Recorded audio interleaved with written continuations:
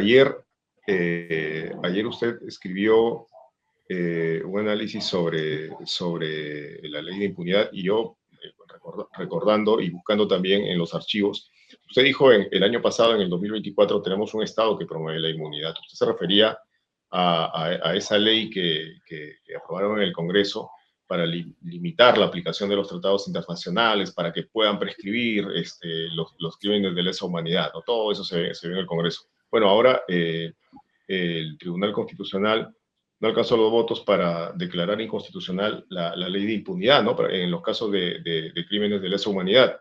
Y hubo un debate allí, ¿no? Sobre si se podía inaplicar o no, si los jueces podían inaplicar o no la ley de impunidad.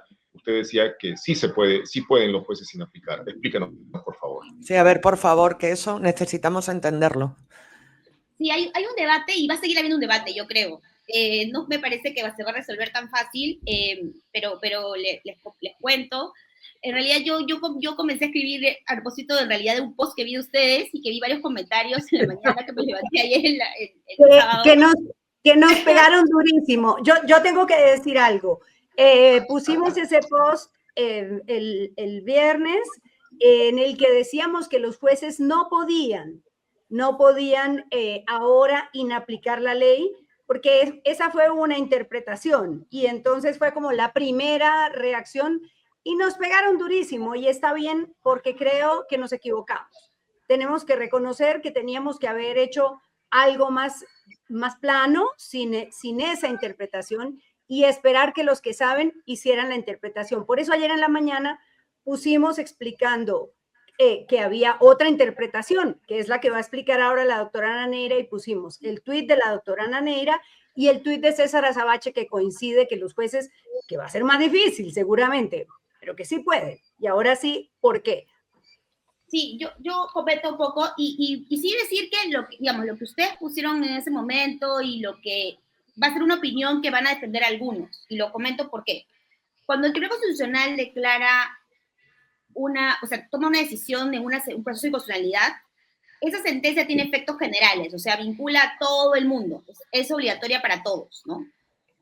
Esto es clarísimo cuando es fundada. Cuando es fundada la demanda, la ley sale del ordenamiento jurídico y genera un efecto para todos, o sea, todos estamos obligados, evidentemente, porque la ley sale del ordenamiento jurídico y no la podemos aplicar nunca más, porque básicamente ya no existe en el ordenamiento jurídico peruano cuando la sentencia es fundada. El problema que surge, y que es un debate todavía, es qué pasa cuando no consiguen los votos. ¿Qué es lo que ocurre en casos como este?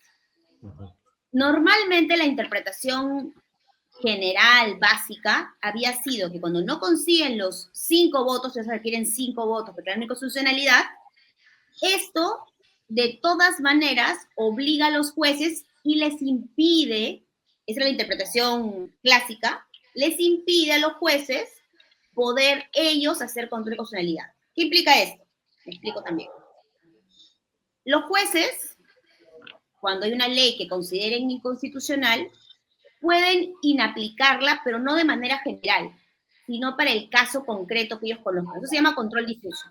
Yo soy un juez penal, veo esta norma, es inconstitucional, la inaplico para el caso que tengo enfrente mío, ¿no? Como se ha hecho con la ley de amnistía, como se ha hecho con la ley esta de lesa humanidad y varias otras. Esto lo han venido haciendo desde que la ley estuvo vigente.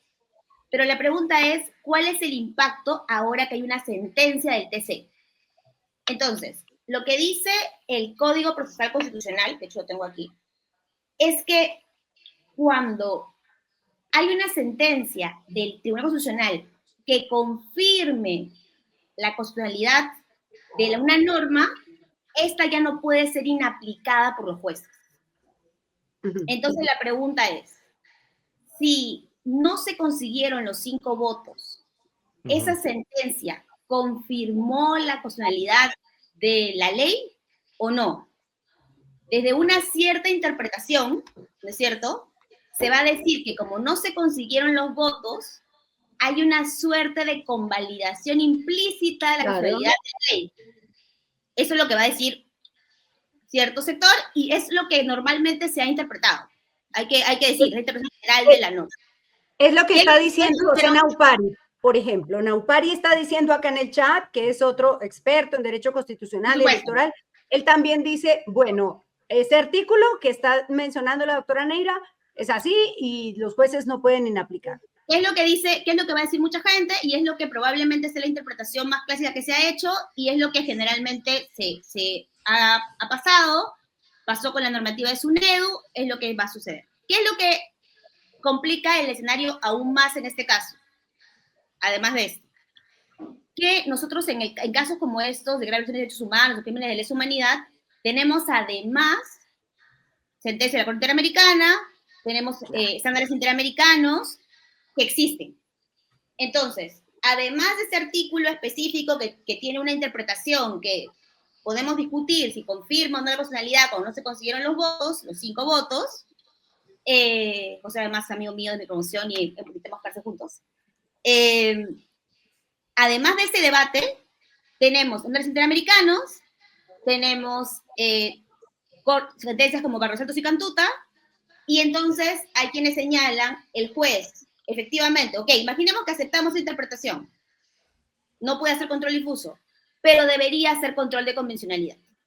Claro. O sea, debería emplear estándares interamericanos, debería emplear sentencias como la Barros Altos y Cantuta, y entonces aplicar eso, y con eso inaplicar específicamente. ¿Cuál es la diferencia entre control difuso y control de convencionalidad, por favor? En el caso del control difuso, nuestro parámetro para inaplicar la ley es la Constitución, y en el control de convencionalidad, nuestro parámetro para inaplicar la ley es el estándar interamericano, la sentencia de la Corte, la Convención Interamericana, los tratados. Entonces, está buena la explicación. Entonces ahora hay que decir que pueden aplicar el control de convencionalidad, en rigor. Ese es un poco el argumento de quienes creemos que podemos encontrar un resquicio posible para la interpretación. Pero yo soy consciente de que eso es difícil para los jueces, porque claro, es ir contra una norma que aparentemente implica una interpretación divergente, y por supuesto, ya me imagino a los congresistas iniciándoles procedimientos disciplinarios, diciendo que no los van a ratificar, que los van a remover por aplicar ese control de convencionalidad, ¿no? Totalmente. ¿Se puede aplicar? O sea, ¿cuántas veces se ha aplicado el control de convencionalidad cuando se ha considerado que hay un tribunal constitucional, cuando ya una norma se ha declarado constitucional y el juez se ha cogido este control de convencionalidad? ¿En cuántas ocasiones ha sucedido esto? Jamás. Ya fuimos. Claro, es terrible. Entonces, ¿para qué existe el control de convencionalidad? No lo entiendo yo. O sea, lo que pasa es que nunca habíamos tenido un caso en que haya habido una violación, o sea, una convalidación de una vulneración de derechos humanos tan grave que haya convalidado el TC. O sea, nunca nos había ocurrido una cosa como esta. O sea, habíamos tenido casos como el de SUNEDU, que había convalidado la contrarreforma universitaria, groseramente, ¿no? Y que, bueno, está mal, y todos nos parece que está mal, o bueno, muchos nos parece que está mal, en fin. Pero nunca habíamos tenido que convalide una ley como una ley de amnistía, como lo va a hacer pronto seguramente, o una ley que no investigue crímenes de lesa humanidad o derechos humanos. O sea, no nos había pasado que un tribunal constitucional en el país haga una cosa como esta. No tenemos antecedentes en los últimos años, ¿no? Entonces, esta es una interpretación posible. Ahora, nuevamente, es una interpretación. Entonces, es algo que los jueces tienen que construir. A mí no me parece una interpretación, digamos, equivocada, pero no me parece que es una interpretación tan fácil para los jueces, porque ellos están en una posición complicada, y porque nuevamente los van a querer amenazar con disciplinarios, sanciones y todo lo que ya sabemos, porque además lo acaban de hacer por inaplicar sin la sentencia del TC, ¿no? Se lo acaban de hacer al juez José Caguancho y a otros jueces. Entonces, con eso, sí ponemos a un juez en una posición compleja. Yo hace un rato les decía, ¿no? Ya no decide sobre la base de la Constitución y la Convención, o los tratados, o sobre la base de oportunidad, conveniencia y esa supervivencia, porque claro, yo tengo una carrera, tengo que vivir, no me voy a arriesgar de repente a eso por algo incierto, por algo que no está construido. O sea, no todo el mundo está en ese figuray, ¿no? Entonces, que fue la jueza, como sabemos, quien aplicó la ley de amnistía en la época del gobierno Fujimori. no todo el mundo puede hacer eso, no todo el mundo puede. O sea, hay que decirlo. Yo creo que hay una base normativa para hacerlo, pero es complejo y entiendo que va a generar un momento complicado para algunos jueces